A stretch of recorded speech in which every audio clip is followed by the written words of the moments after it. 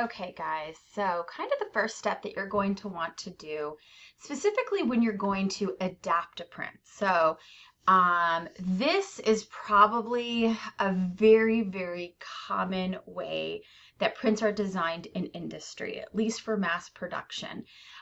Essentially, you're a designer, your merchandiser, someone, your research and developer, your concept and trend person has done some sort of inspiration shopping, and they come back and they hand you a garment or a cut of wallpaper or wherever they've gotten their inspiration, and they say, create a print like this. I don't want to say that's the most common, but let's say that's about 50% of the time if you're a CAD designer or a designer in some way or another, you're creating prints. You're going to be kind of somewhat replicating from something else, making some sort of changes or just copying it exactly. Let's start in that kind of first step of your adapting a print. You're taking inspiration from something else as far as print wise. The first place you're going to go is you need to reduce it, reduce the colors and create a color palette for it. So like I said, you can't copy and paste a Google image in here. So let's say, you can bring any image. So you could scan a vintage piece that has a cool print. You could have taken a picture of something and you're wanting to make it a print, or you're taking a Google image. So you have to go from File. So I had found that print, I had saved it someplace, and you're going to go into Insert. And the first one we're going to do is this bicycle print. Okay, so you will see here if I right click and I go into image resolution, this is 300 DPIs. It's just to do a print takes just exceptional precision in as far as the graphic cards, especially for our computers. So I'll control and then I'll scroll in and see it's still very pixelated and there's a lot of different colors in here. So when you've brought in a scan, a picture, a JPEG, a TIFF, a Google image, this is referred to as a true color image, okay? I mean, it has all these bazillion pixels of colors, and we have to reduce it to a indexed image. Index meaning each one of the colors are related to a paletted color, for here, Pantone. So we're going to go into color reduction. So we're taking it from a true color to an indexed color.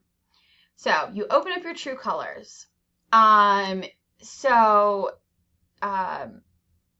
Here are some different ways that you can reduce. I will say in general, you're going to use the eyedropper. You might use the average eyedropper and then the gradient. So I will show you kind of how you use these different ones here.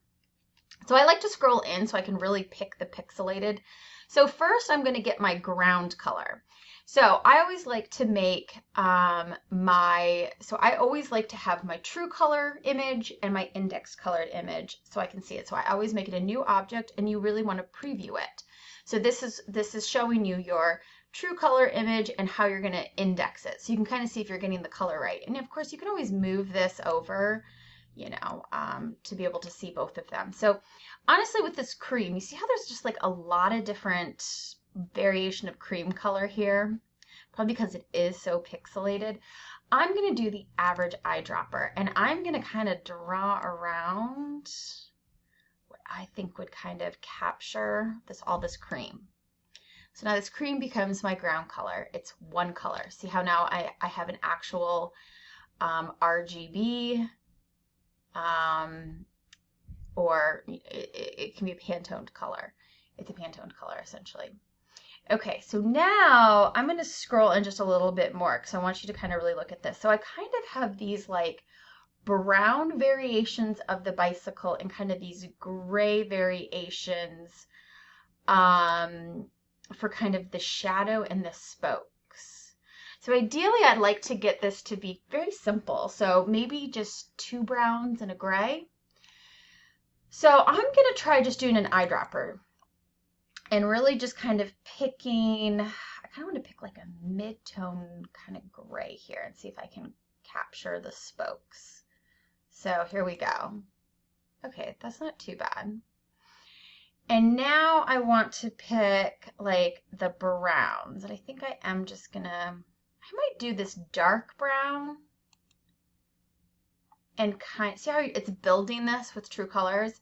And then maybe like this mid brown. I don't hate that. Now we're gonna have to do a lot of things when it comes to cleaning the image, but we're just picking the colors for now. So in general, I think this is going to work for me. So I would apply this. And again, I have my new object, I have a preview. So I'm going to apply this. I can scroll out now. And so essentially now I have, this was my true color, my inserted one, and now this is my color reduced or indexed image. Okay. So kind of before and after. Granted, the next step is to clean it, but now we at least got the colors. Let me show you how you can use a gradient. So I'm going to add, I'm going to bring in another image just to kind of show you the different techniques. So again, I'm going to insert another image. This one was called Birds on a Wire. So as you can see, this has like, there's a gradient to it, right? There's like this very, very light green to this very kind of darker and then really just a black. So, you know, essentially, you know, this is kind of when I showed you the interfacing or the interface and I used a previous student's like that butterfly print. She had a gradient going on. So here I've selected this image. This is where it's kind of important that, see how I'm selecting the bicycle, but I want to color reduce this one. Okay, so I've selected my bird on the wire. So I'm going to go into color reduction. And I'm going to make sure that I have a preview for this guy. And as you can see, I already kind of had played with this, so it already has this as a choice. It kind of just remembers your last one. I think originally, if you haven't done it before, it's like a red to a yellow or something very stark like that. And I usually always start with the dark and I go to light. So so I'm trying to do this sea foam kind of background gradient colors first. So I just click where I want, you know, I'm going to go find the very, very darkest in here.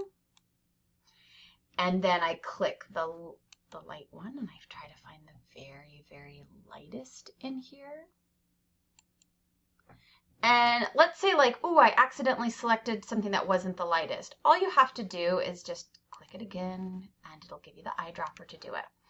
So I go ahead and keep 10 steps. I think that always kind of makes a nice gradient. You can always make that less or more, just depending on your own personal preference. And then what you do is this doesn't automatically send that color to your palette viewer. So you add the group. And then it came up pretty good, I have to say. It has a nice gradient to it. And then really for the black, I only want the black color. So I'm just going to do just the single eyedropper, select the black, and that looks pretty decent. So I'm going to go ahead and apply this. So again, usually, you know, the new one comes first, and then, you know, so this is my true color, and this is my index color or image. A way to kind of like see that and find that and tell the difference between the two is I want you to look at this bottom bar. You have this M and you have this like kind of clickery, this like little checker board kind of thing. This is also your memory. So if your red ever gets way over here, I would save everything, shut it down, and like reopen. It just kind of clears your caches kind of thing. So now let me click on some things. So this is my true image. When it's like a lines like this, that means this hasn't been indexed. It's a true color image. Same thing with this bicycle here. It's a true color image. Then as soon as I click to the one that I color reduced, see how it goes to a checkerboard? that means, oh, this is my indexed image. Same thing here. This is my indexed. Now, the reason why this has an M, it means that there can be multiple palettes, or there are multiple palettes in this document. So essentially, if I would have just kept my bicycle, that would have been one single palette. But as soon as I added to this, you know, with the birds on a wires, this made now a multiple color palette situation. So essentially, I have two palettes going on in this document. I have this 4-colorway for the bicycles, this kind of cream to browns, and then I have my birds on a wire. So I have 2 color palettes here, and they just kind of keep them separate. And you know this just by kind of checking out down here. So essentially, that's kind of the simplified, easy way, not easy, but that's just kind of the way of how you would take a print inspiration from a scanned, a picture, or a Google image, bring it into print and get color palettes for them so that you can start kind of the next thing we're going to do is now clean the image.